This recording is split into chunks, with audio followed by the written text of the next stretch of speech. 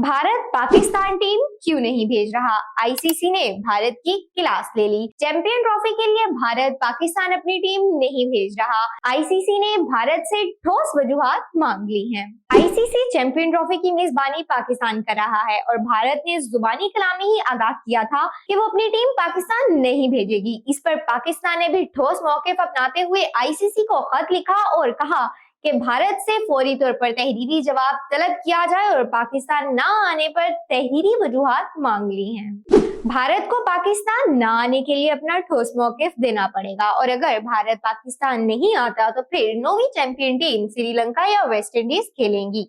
इसके लिए भारत को भी नुकसान होगा और आईसीसी को भी नुकसान होगा। आईसीसी का तखमीना अंदाजा 50 करोड़ डॉलर्स लगाया जाता है, जबकि भारत इंडियन बोर्ड को भी मैच में नुकसान होगा और उसका तखमीना 10 करोड़ डॉलर्स लगाया जा रहा है।